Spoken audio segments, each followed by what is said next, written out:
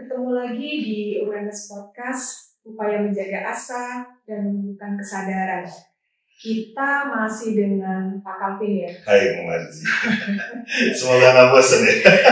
Enggak Pak, ini kita akan mengakhiri summary kita ya Pak ya. Okay. Dari 13 episode dulu ya. Yang sudah sempat kita sharing di Awareness Podcast.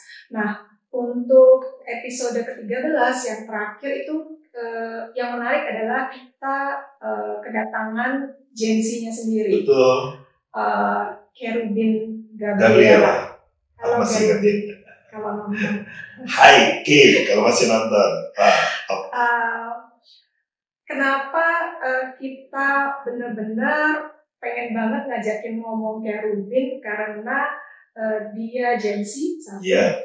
Jadi selain dia sebagai narasumber, dia juga sebagai triangulator ya Pak.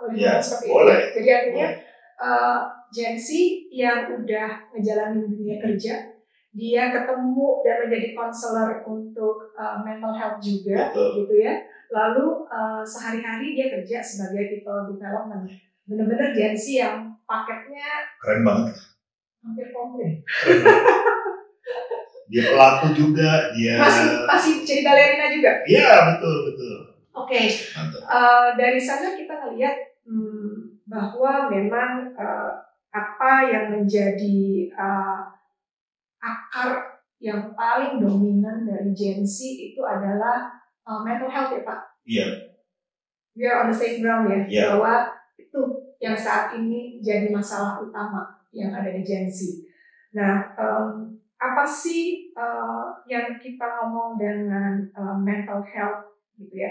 Isu utama itu kalau saya lihat, saya pelajari dari beberapa sumber yang ada, beberapa poin yang dominan yang menjadi penyebab utama kesehatan mental saat ini adalah pada saat seorang individu itu memikirkan satu hal atau beberapa hal secara berlebihan dan belum terjadi. Yeah. Biasanya itu disebut dengan overthinking. Oke. Yang kedua adalah pada saat seseorang individu atau orang lain, beberapa orang itu cemas, khawatir akan hal-hal yang akan terjadi, padahal belum terjadi. Mungkin ada potensi itu bisa terjadi, tapi mungkin juga jauh banget kok dari potensi yang mungkin terjadi. Kecemasan itu biasa disebut dengan anxiety ya Pak. Yeah. Lalu yang terakhir adalah insecure. Insecure itu apa sih? Enggak pede, enggak percaya diri, gitu ya. Kalau zaman dulu kita misalnya mau dijemput sama pacar, gebetan ya, pede aja. Dia bakal jemput gue jam 7 kita nonton ya di 21 zaman dulu, oke? Nggak pakai HP, nggak pakai mesti ngecek posisinya di mana. Ya. Kita punya iman yang sangat teguh dan kuat bahwa oke, kalau dia ngomong jam 7 pasti sampai. Ya ada di sini, oke. Yang kedua, kita dulu pede dengan apa yang kita miliki. Oke, dari sisi fisik kita nggak perlu melakukan hal-hal yang tambah atau apa gitu ya. Kayaknya ya kalau gue ini ya lo terima lah gue apa adanya gitu ya. Kalau kita jadikan generasi kita benchmark ya Pak. Mungkin itu kurang lebih. Terus kita lebih kepada nggak bilang benar, nggak bilang salah. Oke, yang akan terjadi bisa terjadi, tapi artinya kalau misalnya dia terjadi, mungkin kita adalah generasi yang lebih ya udahlah ya, kita punya resisten, kita punya daya kekebalan gitu ya. Artinya oke, itu bisa terjadi, tapi nggak membuat gue jadi putus asa. Iya. Nggak ngebuat habis itu gue jadi trauma terus nggak mau melangkah lagi gitu. Iya. Gitu kan. Nah, ini isu-isu yang ada. Ini yang bikin gap generation. Kalau angkatan sekarang kita jadi orang tua, atau kita berada di industri kerja, atau kita berada di komunitas, terus kita melihat mereka, insecure banget, takut banget, kehilangan ini, takut banget, kehilangan itu. Apa sih Pak yang bisa kita, kayak tadi ya kalau kita sebelum ini kita udah sempat ngebahas ada common ground, ada ruang di mana kita bisa masuk bersama tanpa khawatir, nggak ketakutan di situ mengakui apa yang kita khawatirkan. Kalau aku sebagai orang tua, pertama aku mau mengakui bahwa betapapun, lagi-lagi ya, betapapun mereka jadi begini itu ya karena orang tua. Jadi mungkin tanpa sadar orang tua melakukan pelemahan terhadap anak-anak. Kalau kita bilang Gen Z kan disebutnya strawberry generation, kelihatan bagus di luar tapi lembek gitu di dalam. Bukan tidak mungkin penyebab terbesarnya ya karena pola asuh orang tua. Itu yang pertama. Yang kedua, ini ngomong secara umum aja ya, sebab ada juga kan yang enggak. Menurutku salah satu yang kemarin menarik, Karumin bisa menjadi role model dari Gen Z yang tough misalnya. Yang kedua, mental health issues kan sebetulnya bukan cuma terjadi pada Gen Z. Jadi semua generasi di masa lalu ya banyak yang juga mengalami mental health issues. Kenapa ini di Gen Z tuh kayaknya udah inilah yang paling gede gitu ya, seolah-olah di mereka nggak ada urusan lain kecuali mental health issues. Yang pertama, karena mereka berani speak. Udah itu hal yang menurutku harus kita akui. Suka, nggak suka, lu setuju, nggak setuju, anak Gen Z itu ngomong aja dulu. Kalau zaman orang dulu tuh bilangnya gini, pukul dulu urusan belakang. Nah itu anak Gen Z. Kalau dulu bedanya mungkin cuma ngomong, kalau anak-anak Gen Z, dia lakuin. Ngomong aja dulu. Soal akibat dan sebagainya, belakangan lah. Yang penting ngomong dulu. Speak up. Yang kedua, mereka didukung oleh kemajuan teknologi yang, apa istilahnya itu, menggemakan. Jadi kalau dulu-dulu kan, orang kalau kena mental health issues, kan dia udah diem aja. Jangan diceritain lah, malu. Ini urusan keluarga, jangan pernah kasih tahu ke siapa-siapa, tabu, tutupin sebagus-bagusnya. Kalau kemudian ketahuan, tidak juga dengan segera menyebar, menjadi viral. Kenapa? Ya karena dari mulut ke mulut itu kan butuh waktu yang panjang, lama. Nggak kayak sekarang, di ujung jari, di ujung jempol, begitu klik, semua udah. Jadi itu yang membedakan. Sehingga, ya lagi-lagi menurutku, ada semacam stigma juga nih yang mungkin tanpa sadar. Jadi, buku, nulis, walaupun buku ditulis juga berdasarkan riset, ya. Tapi itu kan lalu memberi stigma sebetulnya. Orang stereotype, ya. Gen Z, stereotipnya ini, labelnya ini, identik dengan sakit mental, identik dengan kerapuhan, ya, kayak gitu. Nah, siapa yang bisa melawan nih Gen Z-nya? Jadi kalau aku mendorong nih para Gen Z di Indonesia khusus, lawan stigma itu, lawan labeling ini, tunjukin bahwa nggak begitu kok. Paling tidak ada Gen Z yang nggak seperti itu. Begitu cara melawan. Dan ajak teman-teman yang lain, tunjukin bahwa Gen Z bisa berkarya, bisa punya bisa punya legacy yang juga bagus gitu ya buat banyak orang. Oke. Kalau kita balik mundur kayak tadi ya, ibaratnya faktor pertama itu kan kita sebut tadi dimensi overthinking ya. Kebanyakan mikir, jadi eksekusinya nggak ada. Udah keburu takut duluan Pak, takut maju. Maju karena dia mengkhawatirkan A, B, C, D. Ada overthinking, ada yang anxiety itu disertai dengan rasa cemas ya. Overthinking plus rasa khawatir bahwa akan terjadi A, B, C, D-nya. Sehingga mereka seperti menunda untuk maju. Takut ada resiko bahwa nanti katakanlah mau apply pekerjaan di sini kayak mau ikut kompetisi ini misalkan nggak pede gitu ya, terus mau bikin katakanlah usaha atau bisnis ini udah dibekalin gitu, tinggal bikin tapi nggak pede, takut ngeliat ini, takut ngeliat itu. Apa sih Pak yang secara real kita bisa support mereka? Encourage, didorong, dimampukan gitu. Jadi ada namanya Murphy's Law. Macam-macam ya, Murphy's Law. Jadi dia isinya macam-macam. Nah, salah satu bagian dari Murphy's Law itu, dan itu terkenal, dia bilang begini, apa yang kita takutin belum terjadi. Kalau itu kita takutin berlebihan, dia terjadi.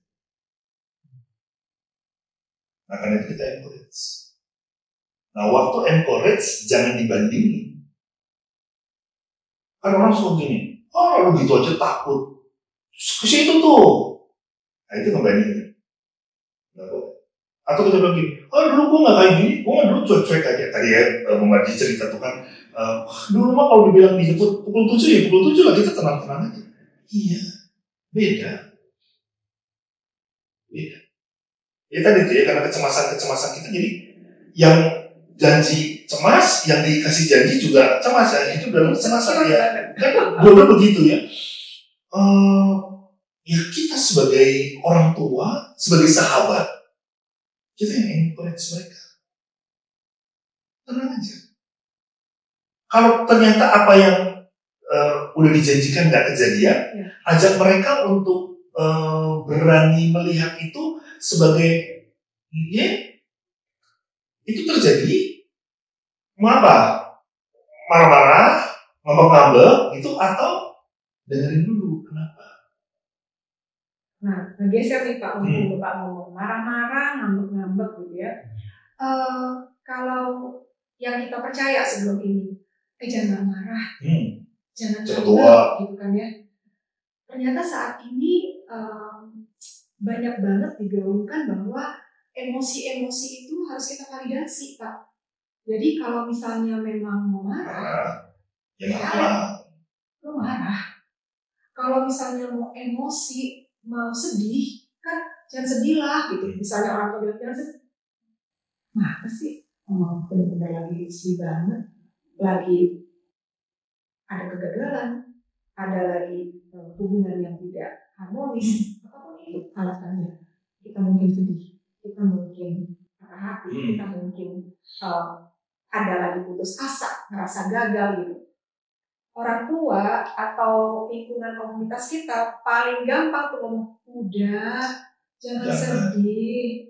Apalagi yang sekarang banyak adalah lagi banyak juga campaign yang bilang let the grief take its time. Kalau grief itu ya emang nggak mungkin di skip gitu kan. Nah kalau kayak gitu tuh Pak, kalau marah-marah harus divalidasi. Segimana validasinya sih Pak? Kalau ngambek-ngambek harus divalidasi. Aku ya ngeliatnya gini, validasi itu bukan berarti uncontrol. Itu poin. Artinya gini, kalau lagi marah, ya lu jangan pendem, jangan diumpet-umpetin. Divalidasi itu cuma bilang gini, Kan bisa nih, misalnya ya, aku lagi marah, aku cuma bilang begini, gue lagi marah. Udah. Apakah kalau validasi lalu ketika lagi marah terus diekspresikan eksplosif gitu? Kan nggak usah. Tapi dengan bilang, gue lagi marah. Udah, itu validasinya. Tapi lalu kita kendalikan, kita kontrol. Gue lagi kesel, gue lagi sedih. Siapa tuh Pak kontrolnya Pak? Ya itu yang harus kita belajar. Nah Sempat katanya tarik nafas, hitung 3, iya. Keburu, emosi, pengen balas gitu. Kontrol itu yang kapan hari aku pernah bilang tuh ya, itu yang kita mesti terus latih. Semua yang dikontrol itu harus kita latih. Kalau Bu Bati berenang itu kan latihan kan? Bukan yang tiba-tiba cemplungin terus jadi. Nah, gaya apa misalnya? Aku sih gaya banget. Jadi misalnya gaya bebas gitu ya. Cara kita buang tangan, tarik, itu kan latihan. Kontrol terus. Renang handal, itu cara dia menggerakkan badan, tangan, kaki. Itu akan menentukan kecepatan. Kemarin yang lagi rame waktu Olimpiade Paris, itu loncat indah. Ada tuh kan yang atlet dari Cina, begitu dia terjun, airnya nggak gitu. Ya. Katanya semakin bagus kalau dia punya genang percikannya kecil. Makin kecil kan? Iya. Kayak logo kita. Iya. Awareness Podcast. Wow. Yang belum subscribe, like. Kayak gitu. Gimana bisa dia nyemplung tapi percikannya kecil? Latihan, kontrol. Kalau kita nggak mau melatih, nggak mau kontrol, ya nggak bisa. Nggak ada yang gampang. Nah, tantangan mungkin ya, tantangan yang sekarang sangat besar dan itu menyumbang kesulitan di anak-anak Gen Z ini buat belajar kontrol itu adalah budaya instan. Maunya semua ya susah kalau kayak gitu. Nggak ada yang instan soalnya kalau yang gini-gini. Nah disitulah peran orang tua tadi makanya aku bilang ya, kita encourage mereka. Lo marah, oke. Kalau marah terus mau bakar rumah. Atau kalau lagi sedih, oke, terus mau apa? Jangan divalidasi itu artinya jangan dilawan, jangan dinafikan. Udah nggak usah sedih, gimana aja. Ada orang yang kehilangan segala-galanya dan dia bisa dengan tenang bilang, ya ini jadi. Kalau dia sebagai orang yang beragama, dia bisa bilang Tuhan yang memberi, Tuhan yang mengambil. Jadi ada orang yang bisa begitu. Tapi ada orang yang kehilangan kancing bajunya satu aja serasa kiamat. Beda-beda. Nah terhadap yang begini ya dikawani, di-encourage, diajak untuk melihat bahwa kita bisa ada kehilangan ini, kehilangan itu. Jadi kecemasan kita itu kan tidak akan menambah apapun. Kekhawatiran, apalagi berlebihan. Itu tuh Pak, nggak akan menambahkan apapun dan nggak akan memberikan efek apapun, kecemasan. Bukan tidak memberi efek apapun. Tidak menambah apapun artinya itu tidak menambah yang baik-baik. Ya, tetapi mengambil energi. Iya. Segede-gedenya, sebanyak-banyaknya. Itu yang harus kita sampaikan. Karena itu tadi aku mention itu kan bahwa ini pilihan-pilihan. Jadi itu aja kita hadapkan. Lo mau terus grieving, berhari-hari seolah-olah dunia runtuh, atau sedih, sholat, mau apa? Butuh teman ini. Perlu nggak sih Pak belajar untuk menavigasi memitigasi si rasa sakit itu yang tadi itu, yang kayak lo sakit, lo nggak enak nih. Waktu kita tahu bahwa kita dikhianatin gitu, waktu kita tahu bahwa orang membicarakan hal yang tidak baik, tidak benar tentang kita gitu.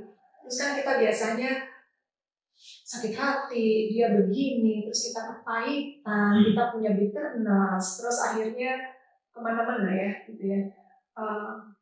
Gimana sih Pak navigasiin mitigasi rasa sakit waktu misalkan waktu kita kontrak sama orang yang udah pernah nyakitin kita gitu ya. Terus kita bilang oke, that's it gitu ya.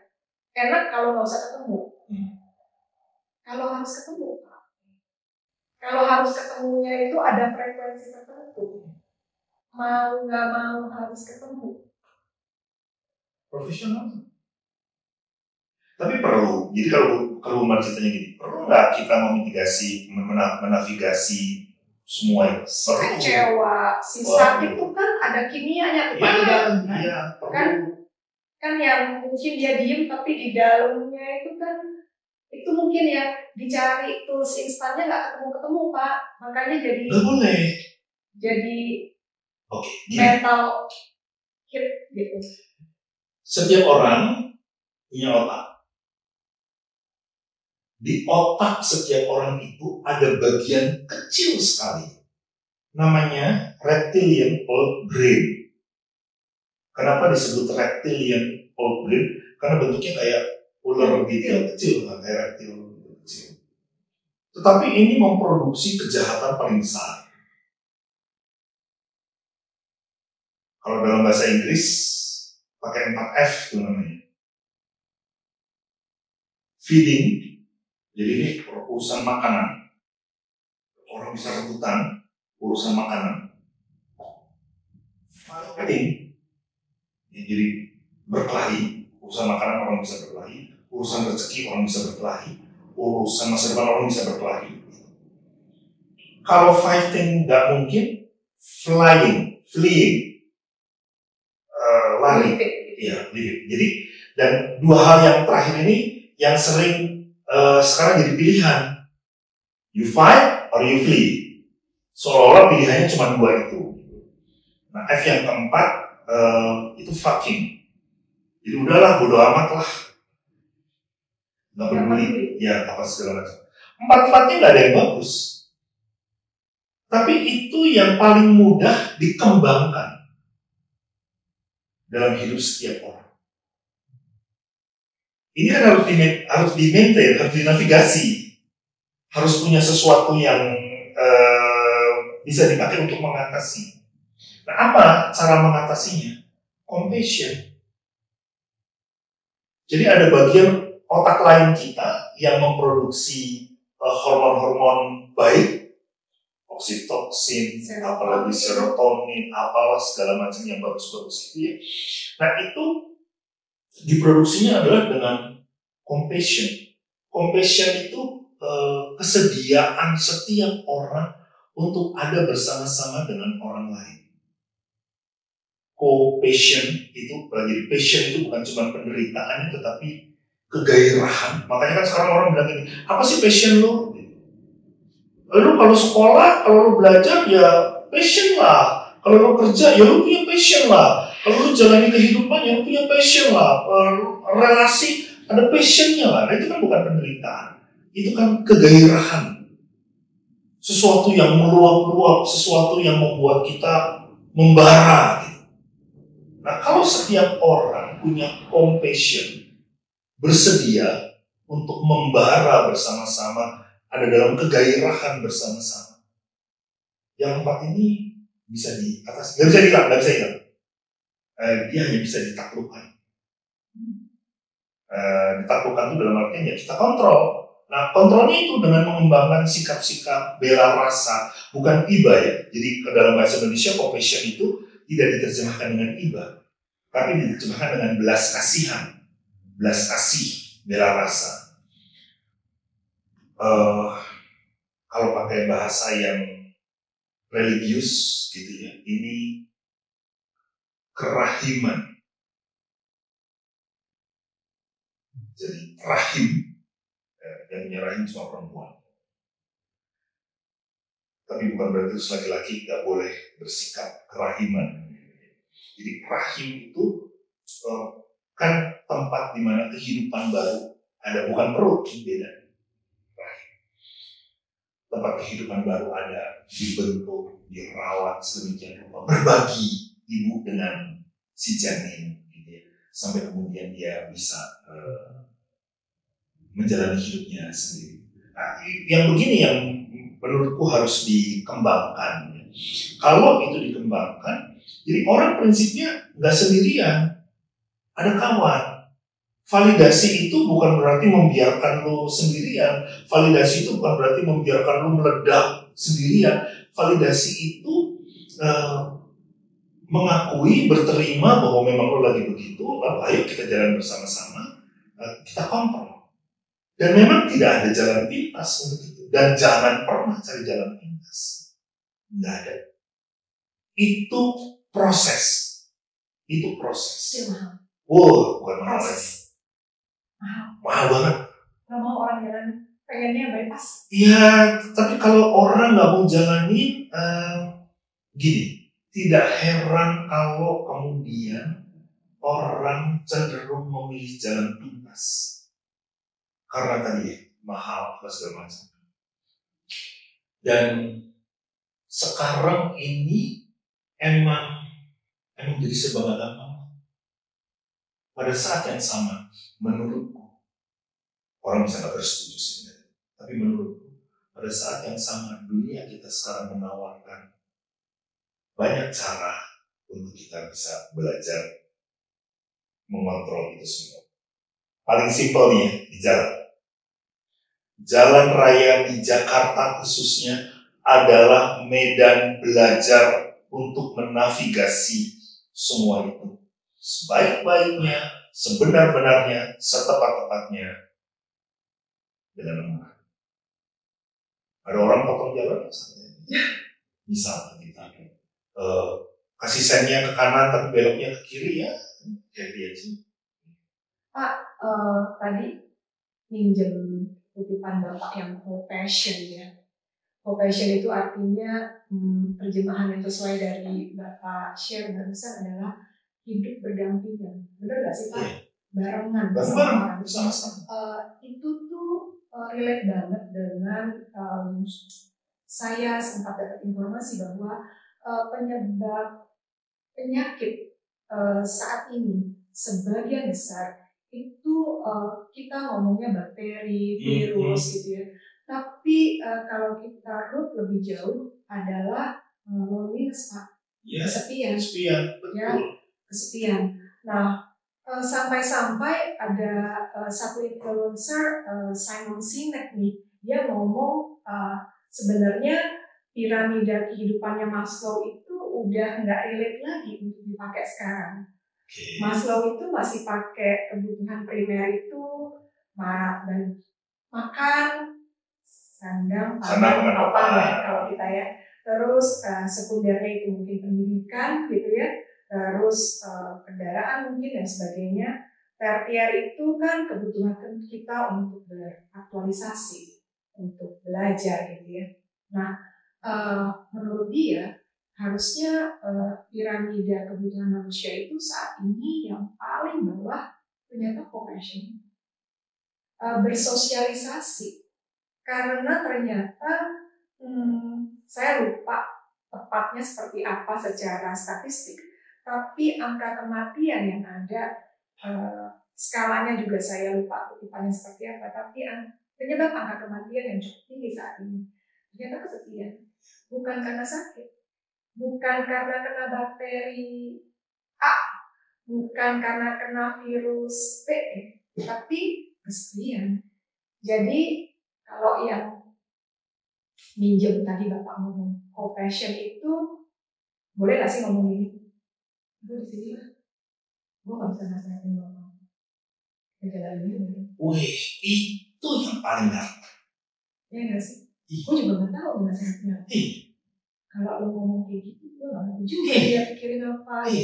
Udah gini. Contoh, ada orang ditinggal mati, nggak tahu ditinggal mati suami, nggak tahu ditinggal mati istri, nggak tahu ditinggal mati anak, ditinggal mati orang tua, gitu ya. Kan orang cenderung tuh nasihatin, wah gini-gini, gitu-gitulah pas banget. Ada tuh kawan istrinya tiba-tiba meninggal, terus anaknya masih kecil, masih SMP. Lalu orang-orang yang datang dengan ringan, dengan gagah perkasa, dia nasihatin anaknya gini, jaga bapakmu. Lah, kok dia yang jaga bapaknya? Si anak dengannya mau pongo lah gitu. Tapi aku yang dengarnya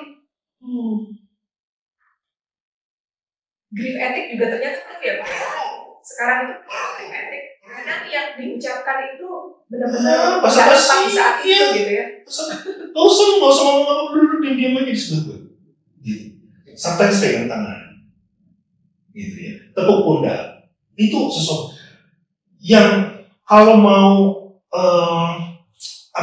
kalau mau yang betul-betul simple tapi dia meaningful.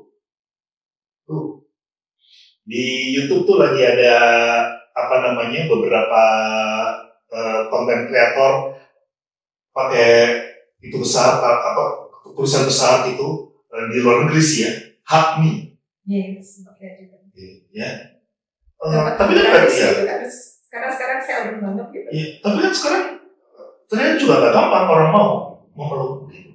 Di keluarga kita berapa banyak kita lakukan itu? Suami istri, orang tua anak, saudara bersaudara, ya. Dulu ada film anak-anak apa tuh yang 4 warna tuh Teletubbies. Kan kalau ketemu gitu kan berpelukan. Dulu termasuk aku gitu ya, apa sih gitu. Tapi lama-lama belajar, gila nih. Berpelukan dalam artian yang sangat positif, nggak ada intensi seksual apapun, dan ini harus jujur ya. Tapi ketika itu kita lakukan, itu wah gila banget. Transformasi energi. Iya, dan itu positif banget. Itu memunculkan semua hormon positif ya, dan orang bisa berasa nggak sendirian. Jadi aku terutama kalau teman dekat ya, mereka lagi dalam kedukaan, aku perlu tadi tanpa intensi seksual, aku harus jujur. Kalau aku tahu udah nggak jujur, aku nggak boleh lakukan, karena itu akan berdampak negatif terhadap yang sedang grieving. Jadi berpelukan itu adalah bentuk compassion yang paling simple tetapi meaningful. Jadi makanya kalau ada teman-teman yang lagi duduk di sebelah, pegang tangan, tepuk pundak, itu sesuatu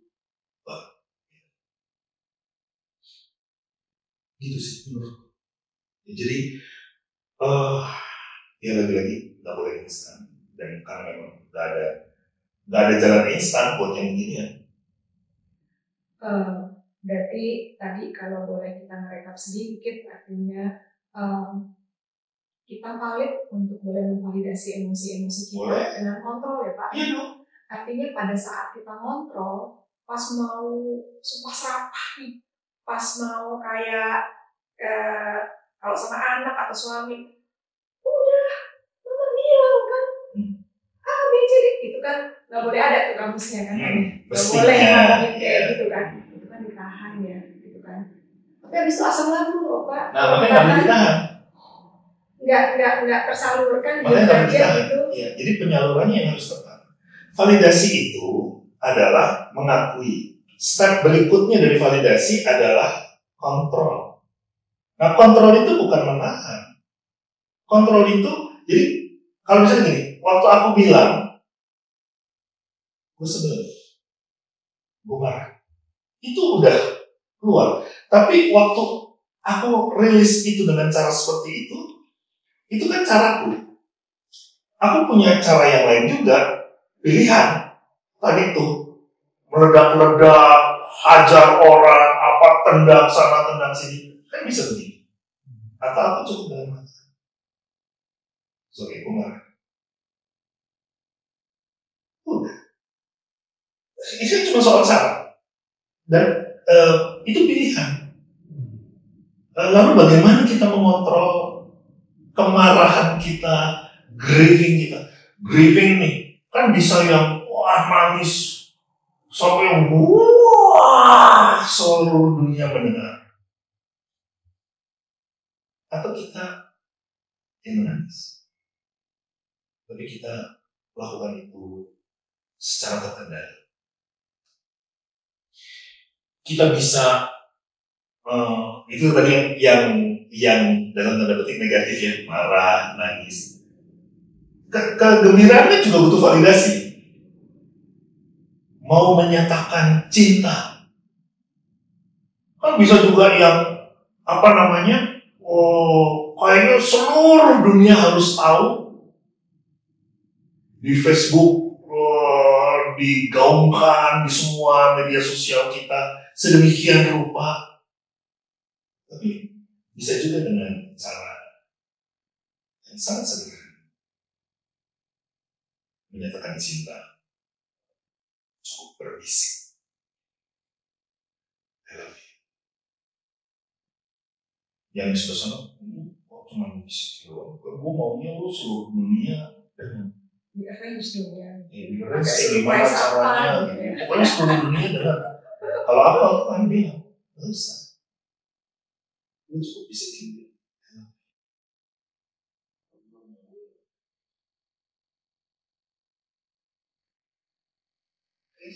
Pilihan. Jadi validasi adalah tidak menafikan. Karena kalau udah lalu begitu aja lu sedih, lu lebay amat sih jadi orang. Nah, nggak boleh. Divalidasi, kontrol. Entah dia marah, entah dia sedih, entah dia happy.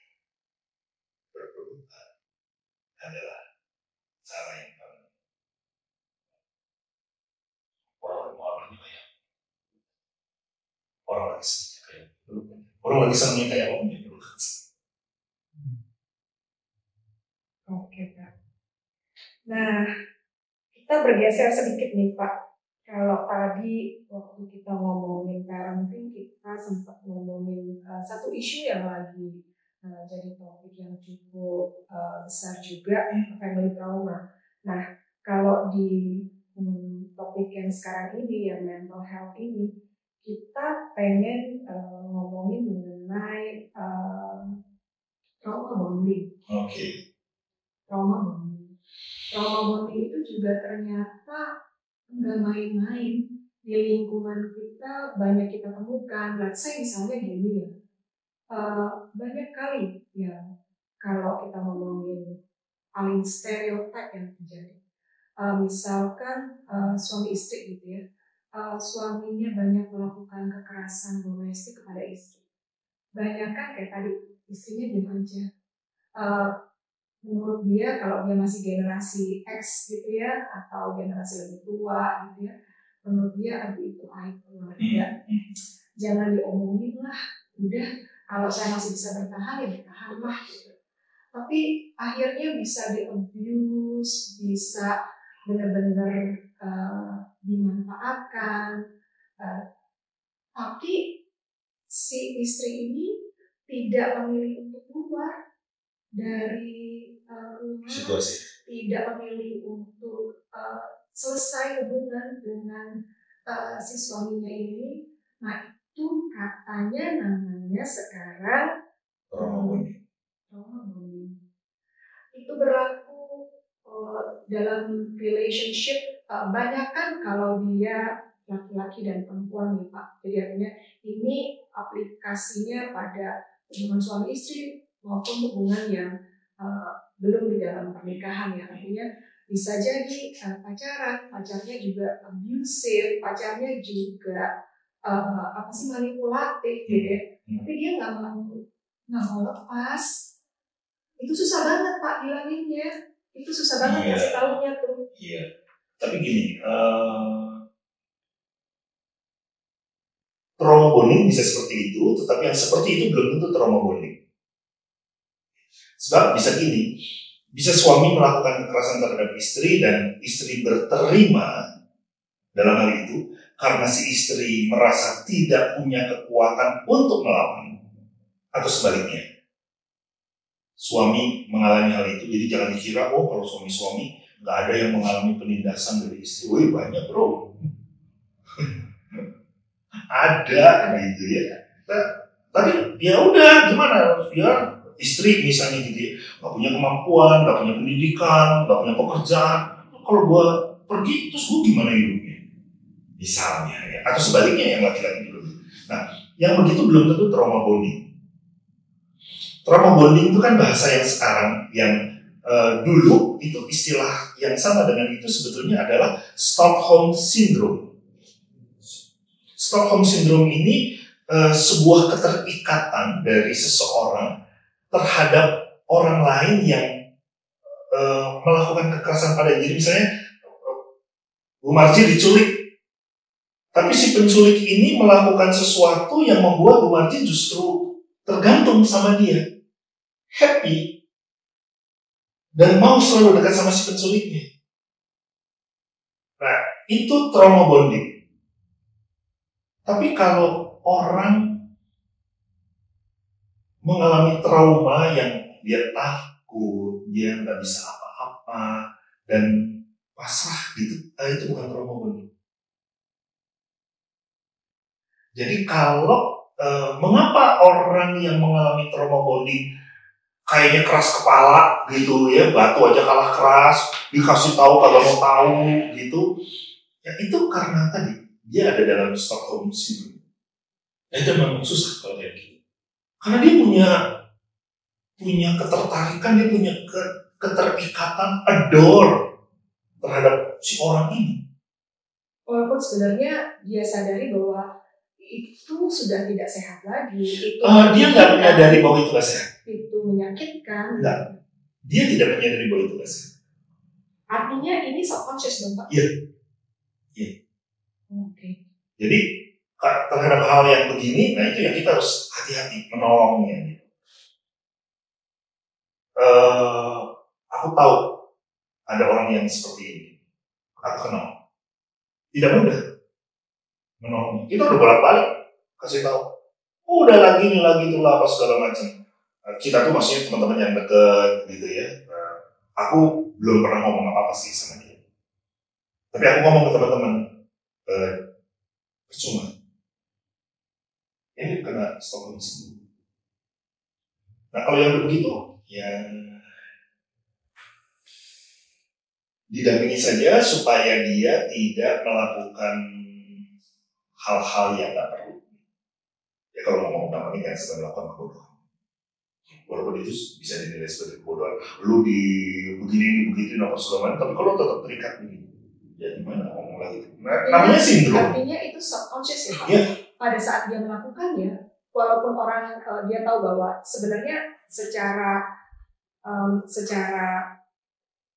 civilian itu kita harusnya hidup seperti ini, ya. Tapi kamu menjalankannya seperti itu, ya, gitu. Jadi namanya sindrom itu kan sesuatu yang tidak mudah diatasi gitu. Dan banyak sindrom kan dalam hidup kita. Aku misalnya gitu ya, aku punya sindrom apa ya? Aku ada rancu antara sindrom sama fobia. Fobia biasanya kalau takut sama apa ya? Aku ngomong fobia, bukan.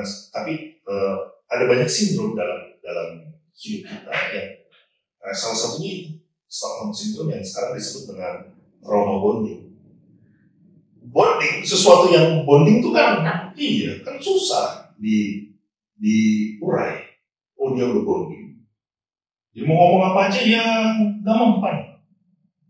Dampingi saja supaya jangan terlalu jauh untuk ini gitu. Tapi pelan-pelan tuh. Nah, ini nggak boleh dijudge nih yang model kayak gini. Makin dijudge, wah makin lengket dia. Karena apa yang harusnya as rules itu buat dia udah bukan di situ. Iya. Sebenarnya landasan dia udah bukan itu lagi. Iya. Oke. Kayak gitu. Pak Calvin, yes. Kita harus menyudahi sharing kita.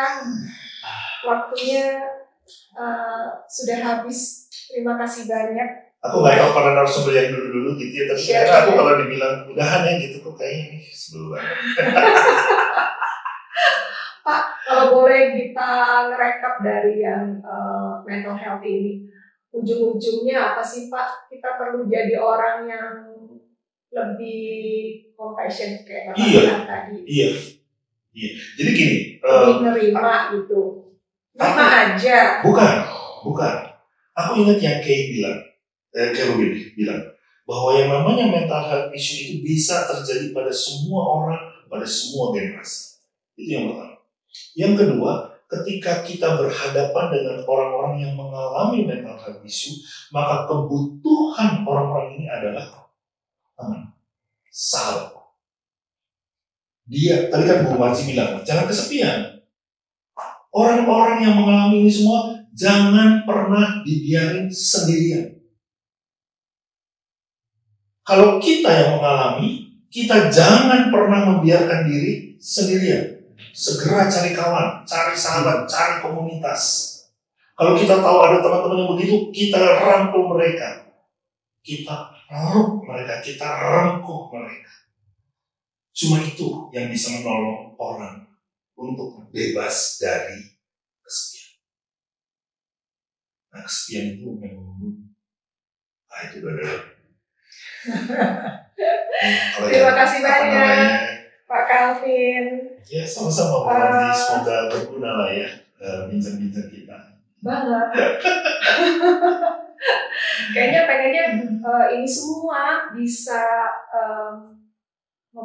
memperkaya kita. Ya, semoga ya. Equip kita, enrich kita semua, bahwa hal-hal yang sederhana itu bisa dilakukan untuk menolong orang, empowering ya Pak ya, memberdayakan orang, bukan memperdaya. Kadang abu-abu banget antara pengen nolong tapi kayak kelihatan. Iya nggak sih? Pengen kelihatan orang, gue nolong gitu. Abu-abu loh Pak. Media sosial itu kan ajang pameran. Iya kan. Dulu aku marah-marah tuh kalau kayak gitu. Tapi lama-lama aku pikir, oh ya namanya media sosial itu kan ajang pameran gitu. Aku riak maka aku ada. Oke, sekian dulu dari kami Awareness Podcast, upaya menjaga asa dan menumbuhkan kesadaran. Terima kasih.